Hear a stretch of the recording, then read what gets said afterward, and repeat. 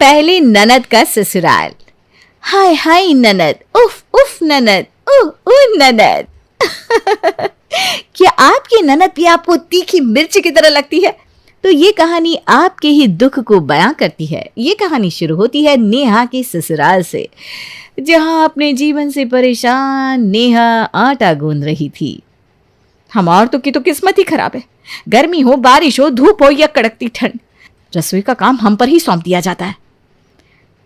ठंड में तो फिर भी दिक्कत नहीं है भाभी, कम से कम चूल्हे के पास तो रहते हैं। और जब इतनी भूख लगती है कि रात को 10-12 बजे भी खाना मांगते हैं, उस वक्त रसोई में आना कितना भारी लगता है मैं ही जानती हूँ। बाकी सबका क्या है, सभी तो कंबल ओढ़ कर आराम से बैठ जाते हैं, और ऊपर से मेरी ननद, कितना भी कर लो इनका पेट तो हमेशा खाली ही रहेगा। अच्छा लगता है अपनी माँ जी और दीदी की बातें सुन ली होगी, वरना मैं सोचूं हमेशा खिलखिलाते हुए रसोई में आने वाली मेरी भाभी आज इतनी छिड़ी हुई क्यों लग रही है।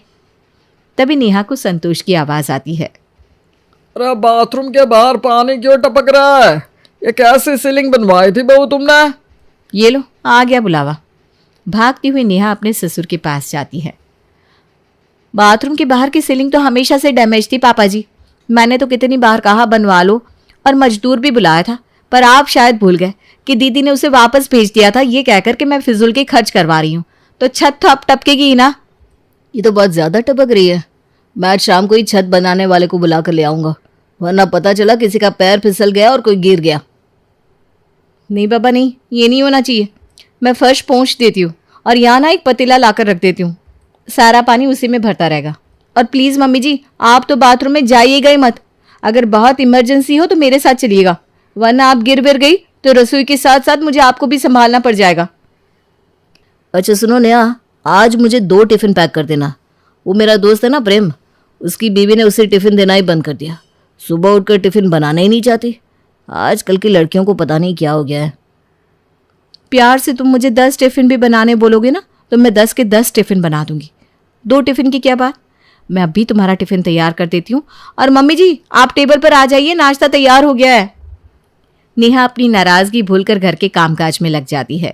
दोपहर के वक्त जैसे ही नेहा सोने जाती है, सुष्मिता के पेट में दर्द होने लगता है। बहू तो सो रही है, अब उसे क्या उठाने जाऊं? इतने में से मैं क्या गिर जाऊंगी। और सुष्मिता अकेले ही बाथरूम जाने लगती है। जैसे ही वो बाथरूम के बाहर पहुंचती है, फर्श पर पड़ा पानी उसे दिखता नहीं और वो फिसलकर गिर जाती है। बहू, बहू! अपनी सास की आवाज़ सुनकर नेहा भागती हुई उनके पास जाती है और किसी तरह उठाकर कमरे में लाती है। बहू मेरी कमर! थोड़ा सब्र रखिए मम्मी जी, मैं यहीं हूँ, आपको कुछ नहीं होने दूंगी। मैंने डॉक्टर को फ़ोन कर दिया है, वो आते ही होंगे। इन्हें भी फ़ोन कर देती हूँ। नेहा एक ही सेकंड में सभी को फ़ोन कर देती है। अगले ही पल संतोष और रोहन भी वहाँ आ जाते हैं। आजकल हर तीसरे घर में ऐसे एक्सीडेंट हो रहे हैं। एक तो बारिश का मौसम, ऊपर से आजकल घर इतना कमज़ोर बनाया जाता है कि बनने के 6 महीने बाद ही छत टपकने की प्रॉब्लम हो जाती है। ऊपर से ये टाइल्स का चलन, वो भी वाइट टाइल्स जिस पर गिरा हुआ पानी भी नहीं दिखता। वैसे घबराने की कोई बात नहीं है सुष्मिता जी, ज़रा सी मोच चाहिए आपको, 3-4 दिन में ठीक हो जाएगी। आप मुझे दवाइयाँ बता दीजिए डॉक्टर साहब, मैं वक्त पर मम्मी जी को दवाइयाँ दे दूंगी। देखा मम्मी जी, मैंने कहा था ना मैं आपको कुछ नहीं होने दूंगी। संतोष डॉक्टर साहब को दरवाजे तक छोड़ने जाता है, तभी सुष्मिता का फ़ोन बज जाता है और फ़ोन पर कॉल था निकी का। हाँ बेटा, कैसी है तू? अब की आवाज़ को क्या हुआ मम्मी, सब ठीक तो है ना? भाभी ने कुछ बोला है क्या? आ जाओ क्या वहाँ पर? अरे नहीं बेटा, बहू तो बेचारी दोपहर से मेरे आगे पीछे घूम रही है। वो मेरा पैर फिसल गया ना बेटा। क्या आप गिर गई मम्मी? हे भगवान, न जाने किसकी नज़र लगी आपको। भाभी ने आपकी नज़र उतारी कि नहीं? मैं भी आ रही हूँ वहाँ, फिक्र मत कीजिए। आप क्यों फिक्र करती हैं दीदी, मैं हूं ना, मैं सब देख लूंगी। क्या यही रिस्पॉन्सिबिलिटी निभा रही हैं आप भाभी? हैं, मेरी माँ फिसल गई, यही ख्याल रख रही हैं आप उनका? मुझे आप पर जरा भी भरोसा नहीं है, मैं आ रही हूँ वहाँ पर। बस अगले ही पल वो हो जाता है जिसका नेहा को कभी भी इंतजार नहीं था। निक्की पहुंच जाती है अपने मायके। दरवाजे से निक्की चिल्लाते हुई अपने घर में घुसती है। गिरा दिया मेरी माँ को। 30 साल रही हूँ मैं मम्मी के साथ, इतने दिनों में मेरी माँ कभी नहीं गिरी और अब गिर गई। अरे नहीं संभल रही रोहन तुमसे, मम्मी तो कह दो, मैं अपने ससुराल ले जाऊंगी उन्हें। नहीं नहीं दीदी, वो बात नहीं है। बाथरूम के बाहर की छत से पानी टपक रहा है। मैंने कहा भी था मम्मी जी को कि मुझे साथ में लेकर जाइएगा, पर जैसे ही मैं थोड़ी देर लेटने गई, मम्मी जी बाथरूम चली गई और फिसल गई। ये सुनते ही निक्की अपनी लड़ाई का टॉपिक भूल जाती है और अपनी माँ के कमरे में जाकर उनसे कहती है, पहले तो भाभी दोपहर में नहीं सोती थी मम्मी, अब ये नया टंटा भी शुरू कर लिया है, अच्छी बात है। दरवाजे पर खड़ी नेहा ये बात सुन लेती है। दीदी आई नहीं कि इनका ड्रामा शुरू हो गया। मैं जानती ही थी ये मम्मी जी से मिलने नहीं आई, मेरी खुशी को आग लगाने आई है। घबराइए मत दीदी, मैंने कुछ नहीं सुना। अरे घबराए मेरे दुश्मन, मैं कोई तेरी चुगली थोड़ी ना कर रही हूँ जो घबरा जाऊंगी तेरे आने से। आजा तू भी आजा, अब तो ये घर मुझसे ज्यादा तेरा ही है। मुझे पता लगा कि तू दोपहर में सोती है तो चैन आया मेरे कलेजे को। चलो कोई तो आराम कर पा रहा है, वरना क्या बताऊं मम्मी, मेरी सास एक पैर पर खड़ा रखती है मुझे। मजाल है कि रात के 1 बजे के पहले मैं एक झपकी भी ले लूं। इस मामले में आपकी किस्मत का जवाब नहीं भाभी। वो तो है दीदी, हर मामले में मेरे ससुराल वाले अव्वल है।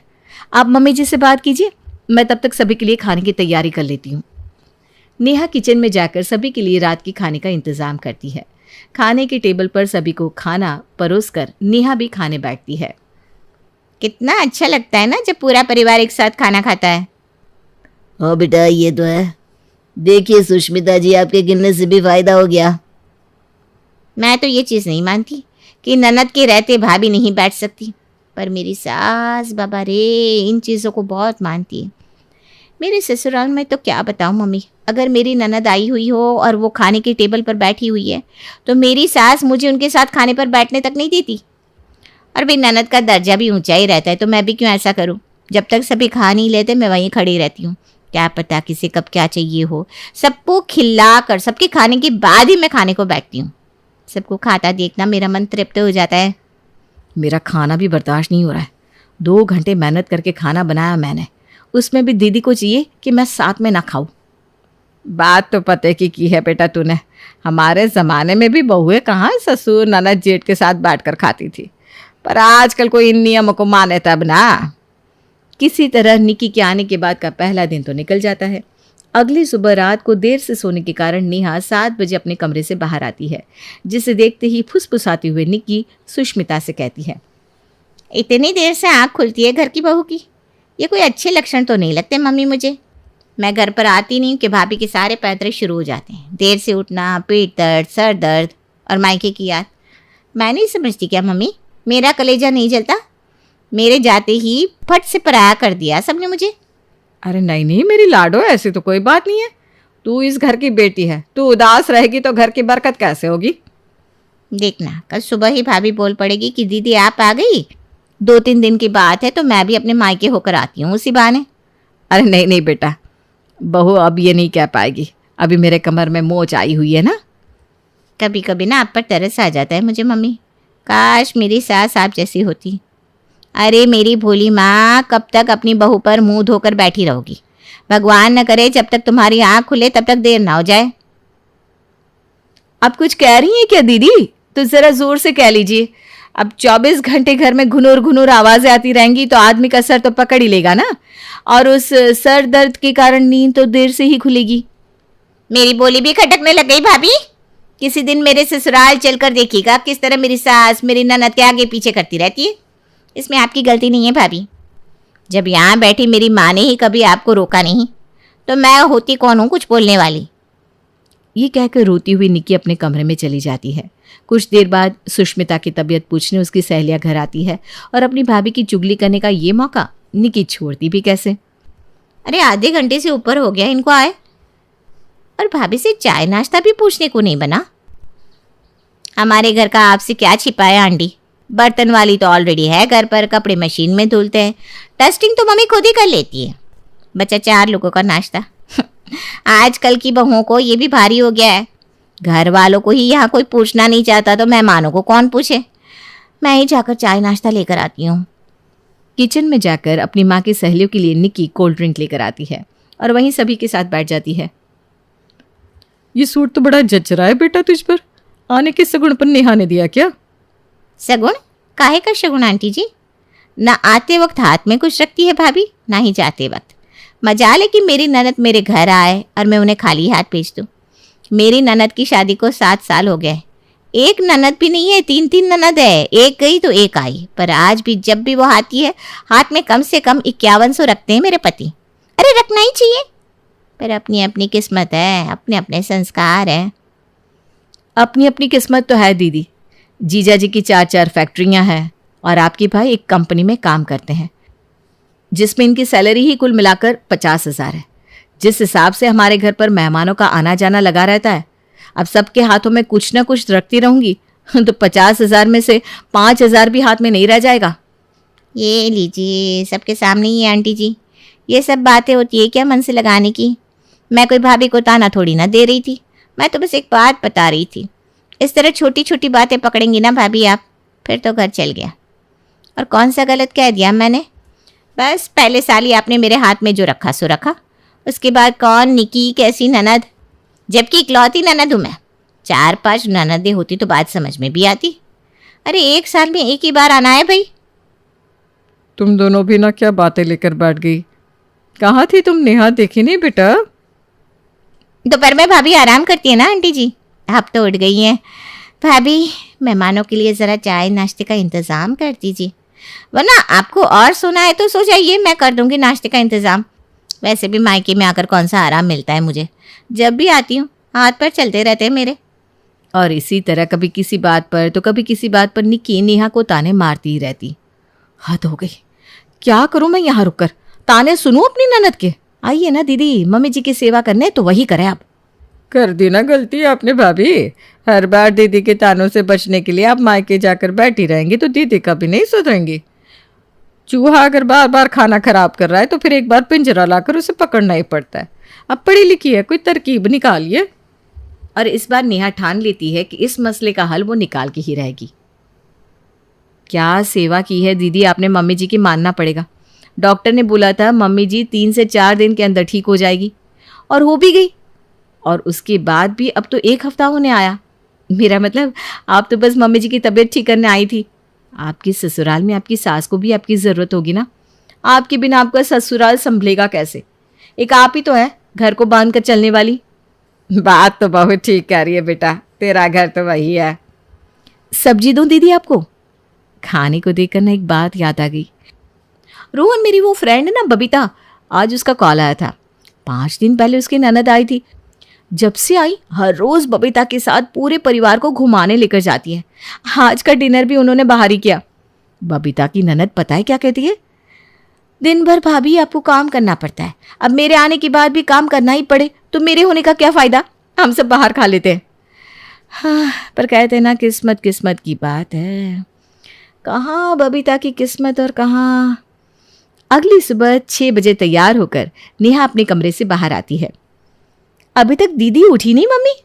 बताइए, यहाँ इस तरह देर तक सोकर अगर दीदी ने अपनी आदत बिगाड़ ली तो उनके ससुराल वाले तो आपको ही सुनाएंगे ना।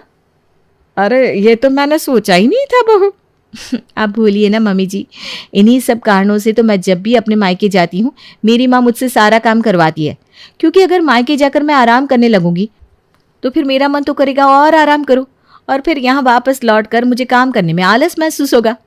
आखिर अपना घर तो ससुराल ही होता है ना मम्मी जी, और वहाँ आलस दिखाना तो सही नहीं है। अरे तू जाकर निकी को उठा और उससे कह दे सुबह का नाश्ता और दोपहर का खाना वही बनाएगी। जब से आई है एक काम नहीं किया उसने। अगर उसकी काम करने की आदत छूट गई ना तो बेकार में उसके ससुराल वालों के सामने मेरी नाक कट जाएगी। और यहाँ निक्की फंस जाती है।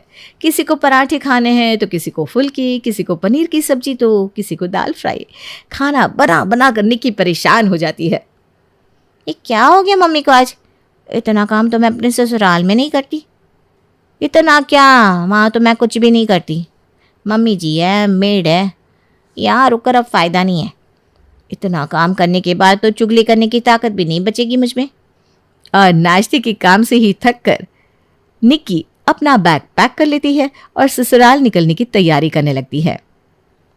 ये तूने कहाँ जाने के लिए बैग पैक कर लिया बेटा? वो मेरे दिमाग में ना भाभी की बात आ गई मम्मी। मैं ही तो हूँ जो मेरे ससुराल को बांध कर चल रही हूँ। मेरे बिना वहाँ मम्मी जी को कौन संभालेगा। मैं तो यहाँ बस आपके लिए आई थी। अब आप ठीक हो गई हो तो मैंने बैग पैक कर लिया। मैंने भी बैग्स पैक कर लिए हैं दीदी, मैं भी आपके साथ चल रही हूँ। और जाना भी चाहिए मुझे।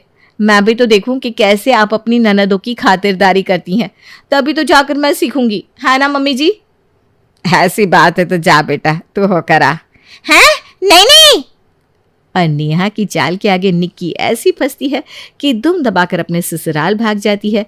और इस दिन के बाद निक्की कभी भी नेहा की बुराई करने की सोचती भी नहीं है।